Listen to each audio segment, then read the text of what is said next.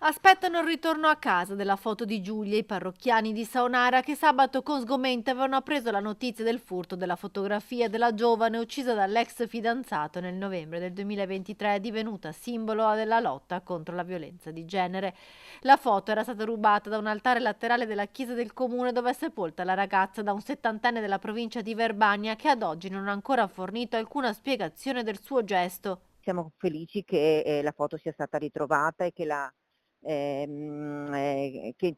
cosa si sia risolta.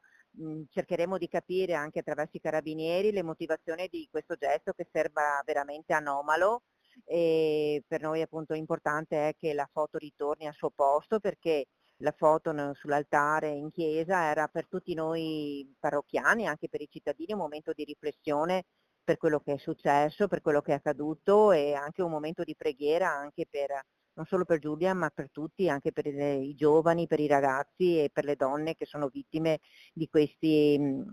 femminicidi. Cosa abbia spinto l'anziano a percorrere oltre 700 chilometri per arrivare nel Padovano e trafugare la foto resta un mistero. Ha agito a colpo sicuro e senza nemmeno nascondere il suo volto. I carabinieri però, grazie alle telecamere di sorveglianza della chiesa e quelle targa system posizionate sulle vie del comune, sono risaliti a lui nonostante sia incensurato. Fondamentale la videosorveglianza perché ci ha permesso di individuare la persona, di individuare le targhe anche